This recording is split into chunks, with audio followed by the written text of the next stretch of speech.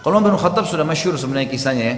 Beliau di zaman jahiliyah suka mabuk, suka berinteraksi semasa jahiliyah. Ada wanita-wanita, judi, sembah berhala dan seterusnya. Tapi teman-teman sekalian, Umar bin Khattab ini orang yang sangat tegas gitu ya.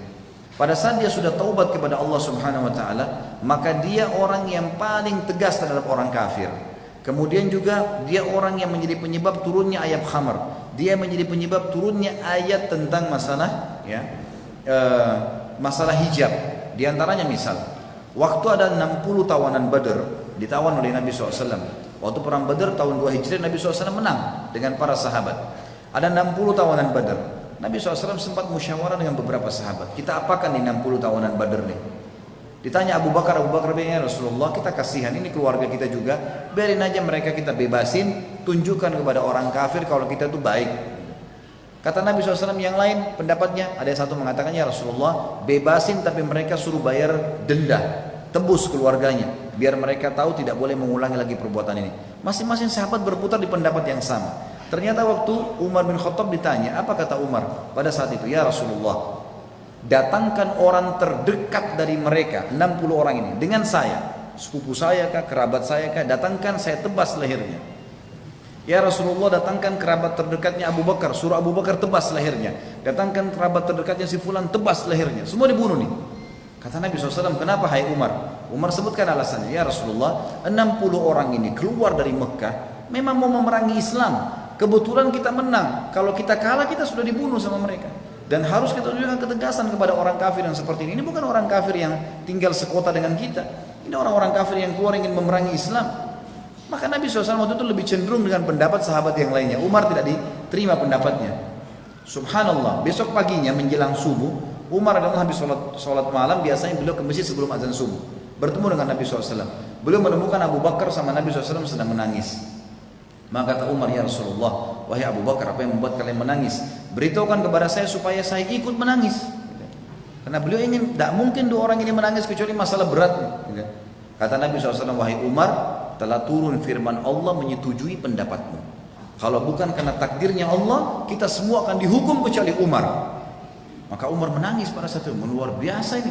Ayat turun membenarkan perilakunya Umar, gitu kan? Padahal sebelum Islam teman-teman, dia selalu bersahabat dekat dengan Umar bin Amr bin Hisham, Abu Jahal. Abu Jahal punya budak-budak Islam, itu Abu Jahal kalau siksa budaknya, Umar datang menyiksa mereka, memukul budak-budak Muslim itu, gitu kan? Sampai sampai malam Umar berkata, saya berhenti siksa kamu. Pada orang Islam, saya berhenti siksa kamu karena saya capek saja, bukan karena saya mau berhenti siksa kamu, bukan karena kesian, tidak. Umar bin Khattab pernah berjaga-jaga malam di Mekah. Jadi Mekah itu teman-teman, kalau meja seperti meja ini kota Mekah, pintu masuknya dan pintu keluar cuma satu. Misalnya di posisi saya ini, di daerah selatan kota Mekah, kiri kanannya gunung, di belakangnya tembok yang tinggi, nggak bisa orang keluar masuk Mekah kecuali dari pintu ini. Dan kaum muslimat itu didesak, dikepung, tidak boleh berdakwah. Kalau ada yang berdakwah digebukin sampai dibunuh. Boleh dibunuh orang Islam yang mendakwah pada saat itu. Kalau ada orang dari luar Mekah tanya tentang mereka, digebukin orang yang tanya itu. Mereka juga nggak boleh keluar dari Mekah, gitu kan? Dan luar biasa diisolasi, nggak bisa buat apa-apa. Sampai akhirnya Nabi SAW bilang kepada para sahabat, coba ya keluarlah kalian dari Mekah, silakan keluarlah. Maka keluarnya waktu itu ke Ethiopia, ke Habasyah namanya. Ada satu perempuan dari suku Adi, namanya Ummu Abdillah. Suku Adi ini sukunya Umar bin Khattab. Perempuan ini karena tahu malam itu kebetulan yang berjaga-jaga di pintu gerbang Umar ini sangat tegas. Dibunuh orang, kalau dia nggak suka dibunuh sama dia. Maka Ummu Abdillah naik gunung teman-teman sekalian, gendong anak kecil namanya Abdullah, gendong anak kecilnya naik gunung ini tinggi, turun sampai ke bawah. Kebetulan Umar bin Khattab ini dari pintu gerbang keliling lewat gunung itu, dilihat Ummu Abdillah turun menjelang subuh, turun dari gunung. Dia kaget, dia bilang, Ummu Abdillah? Kata Ummu Abdillah, iya. Kata Umar, apa yang membuat kau naik gunung, turun gunung, bawa anak kecilmu? Kata Ummu Abdillah, wahai Umar, kalian ini kenapa melarang kami ibadah di Mekah? Kami juga mau keluar dilarang. Saya naik gunung karena kalian larang. Kalau lewat pintu gerbang kau akan membunuh saya. Kata Umar, tidak akan sampai begitu. Tapi pergilah. Kau mau kemana? Dia bilang, saya mau ke Ethiopia, mau hijrah, mau beribadah. Kata Umar, semoga keselamatan menyertaimu. Pergilah Ummu Abdillah ini. Ternyata karena Umar sempat ajak ngobrol, sahabat-sahabat yang lain yang mau hijrah sudah nunggu di ujung lembah. Begitu Ummu Abdillah dekat, mereka tanya, wahai Ummu Abdillah, dari mana kamu? Kenapa telat? Kata dia, tadi saya turun gunung gitu kan. Apakah ada orang yang lihat kamu? Dia bilang nggak ada kecuali Umar gitu kan. Kata-kata kecuali Umar, orang-orang pada tahu Umar itu musibah besar gitu. Ini orang benci sekali dengan Islam gitu. Kata Umar Abdillah, tidak kok, dia doain saya kebaikan. Kata mereka, ada satu orang bilang, mungkin Umar Abdillah kau penyebab Umar masuk Islam. Sahabat-sahabat serentak bilang, kalau Umar syahadat, juga pasti unta bisa syahadat. Jadi saking mustahilnya, nggak mungkin gitu loh. Dia masuk Islam itu mustahil. Apa yang terjadi teman-teman sekalian? Waktu Umar syahadat, dia masuk mau syahadat tersentuh hatinya baca ayat pertama sampai ayat 8 surat Thaha. Lalu dia masuk dengan baju perangnya, Nabi SAW pegang pundaknya disentak. Lalu dia turun ke bawah, duduk di lantai. Lalu kata Nabi, wahai Ibnu Khattab, belum tiba saatnya kau ucapkan syahadat, beriman kepada Allah dan Rasulnya. Umar diam. 2 kali Nabi SAW sentak pundaknya dengan kuat mengatakan, wahai Ibnu Khattab, belum tiba saatnya kau beriman kepada Allah dan Rasulnya. Sampai akhirnya Umar mengucapkan syahadat. Itu dia syahadat satu Darul Arqam, itu tempat dakwanya Nabi bertakbir sampai terdengar dekat Ka'bah. Waktu itu Umar bin Khattab duduk cerita dengan Nabi SAW, ya Rasulullah, Islam itu apa, dijelasin semua. Selesai belajar, baru berapa menit belajar, kata Umar pertama apa? Ya Rasulullah, yang anda sampaikan ini benar, betul begitu? Dia bilang iya. Orang-orang Quraisy sembah berhala, salah kan? Salah. Kenapa kita di sini ya Rasulullah? Kita keluar perangi aja. Baru masuk Islam, dia sudah mau perangi orang-orang Quraisy. Nabi bilang, belum saatnya hai Umar. Lihat bagaimana orang yang taubat ya. Dia tahu dulu salah, sekarang ini sudah benar. Dia mempertahankan kebenaran. Padahal dulu buruk sekali. Benci Islam, sekarang perjuangkan Islam. Kata Umar, dia penasaran. Dia bilang sama orang-orang di situ, siapa di antara orang-orang Quraisy yang paling benci kalian, umat Islam, selain saya? Umar tahu dulu dia sangat benci dengan Islam. Kata para sahabat, temanmu Umar bin Amr bin Hisham, Abu Jahal gitu kan. Umar pergi ke rumahnya, ketuk rumahnya. Wahai Abu Hakam, dipanggil Abu Hakam, diketuk rumahnya. Lalu dibuka. Pas Abu Jahal buka, lihat Umar mau dipeluk, teman dekatnya. Kata Umar, sebentar dulu, kau udah tahu belum informasi? Gitu. Kata Abu Jahal, apa informasinya?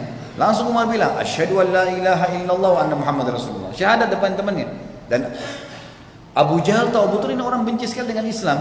Abu Jahal tidak bisa berbuat apa, kaget, dibanting pintu, dia cuma mengatakan tabbanlah, kecelakaan buat kamu. Umar balik lagi ke Darul Arqam, tanya lagi sahabat, siapa orang yang tidak bisa simpan rahasia dari Quraisy? Jadi ini kalau kita sekarang media gitu kan, ini ahli gosip. Maka kata mereka, ya, Jamil bin Muammir. Kata Umar, di mana dia? Dekat Ka'bah.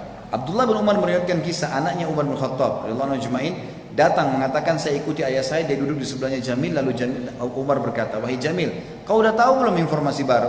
Kata Jamil, apa itu? Dia bilang, asyhadu an la ilaha illallah wa anna Muhammad Rasulullah. Begitu Umar mengucapkan, kata Abdullah bin Umar, anaknya Umar meriwayatkan, Jamil demi Allah tidak lihat wajah ayah saya berdiri lalu naik di atas sebuah batu teriak, Umar telah murtad. Satu Mekah datangi Umar, anak-anak muda di situ. Wahai Umar, apa benar kau murtad? Kata Umar, tidak. Tapi asyhadu an la ilaha illallah wa anna Muhammad Rasulullah. Syahadat. Ya, dengan. Maka mereka mengeroyoki Umar dari pagi sampai maghrib. Pagi sampai malam dikeroyokin Umar sampai Umar sudah capek, ditangkap satu orang tokonya, didudukan di tanah, diduduk di dadanya, ditusuk matanya. Kata Umar, kalau kau tidak suruh mereka berhenti mengeroyoki saya akan butain matamu. Maka akhirnya orang ini mengatakan, hai lepasi Umar, karena Umar gila, dia akan butain mata saya. Dibebasin. Besok Umar datang habis mandi keliling Ka'bah teriak lagi, asyhadu an la ilaha illallah wa anna Muhammad Rasulullah. Diiklankan Islam. Orang keroyokin dari pagi sampai terbenam matahari. Berantem terus. Terus capek, tangkap tokohnya satu orang Quraisy, jatuhin di tanah, dudukin dadanya, ditusuk matanya. Kau tidak melepaskan mereka, tidak suruh mereka bubar, saya butain matamu. Suruh bubar. Hari ketiga begitu lagi. Hari keempat Umar syahadat, gak ada yang berani lagi. Sudah gak ada lagi yang melawan Umar. Jadi luar biasa. Waktu mau hijrah dia teriak, pakai baju pedang, baju perangnya, bawa pedangnya, lalu dia tawaf. Orang-orang sudah tahu ini Umar berarti mau keluar nih, mau kemana? Semua kata Abdullah bin Mas'ud, kami semua hijrah ke Madinah dalam kondisi sembunyi-sembunyi kecuali Umar. Setelah tawaf dia mengatakan, wahai Quraisy, siapa yang mau istrinya jadi janda, ya, dan siapa yang mau anaknya jadi yatim, maksudnya dia mati, temui saya di belakang bukit ini karena saya mau hijrah ke Madinah. Dan tidak ada yang menemui Umar radhiyallahu anhu. Jadi sebelum Islam kita lihat buruk sekali, kan gitu, buruk. Jadi teman-teman, kalau ada orang yang pernah membunuh, pernah mencuri, pernah berbuat kejahatan apapun, seburuk apapun, mana ada yang lebih buruk daripada perbuatan ini seperti ini. Tapi subhanallah setelah hijrah berbeda. Jadi bukan aib kita mengatakan iya ini aku sekarang. Perubahan total. Umar dulu suka mabuk, lalu tiap hari dia berdoa, ya Allah turunkan ayat mengharamkan minuman ini, sampai turun ayat pengharaman khamr. Juga hijab, kata Nabi SAW, kata Umar kepada Nabi SAW, ya Rasulullah, di rumah anda sering bolak-balik laki-laki datang bertanya, gitu kan, bertamu bertanya. Kalau seandainya ada turunkan hijab antara anda dengan, antara istri anda dengan tamu-tamu itu, maka turun ayat hijab membahas masalah itu. Ayat tentang jilbab, dan ada 13 kurang lebih ayat-ayat Al-Quran semuanya turun karena Umar radhiyallahu anhu.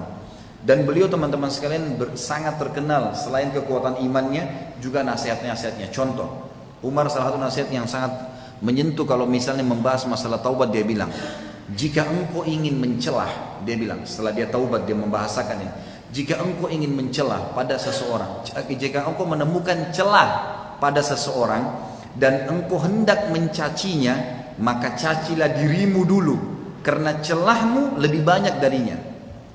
Jika engkau ingin memusuhi seseorang, maka musuhilah perutmu dulu, karena tidak ada musuh yang lebih berbahaya bagimu selain perutmu.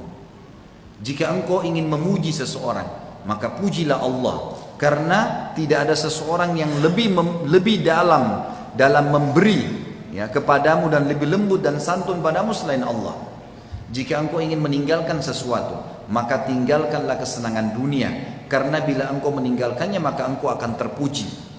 Bila engkau mau bersiap-siap untuk sesuatu, maka bersiap-siaplah untuk mati, karena jika engkau tidak bersiap untuk mati, engkau akan menderita, rugi dan juga penuh dengan penyesalan. Bila engkau ingin menuntut sesuatu, maka tuntutlah akhirat, karena engkau tidak akan memperolehnya kecuali engkau mengejarnya.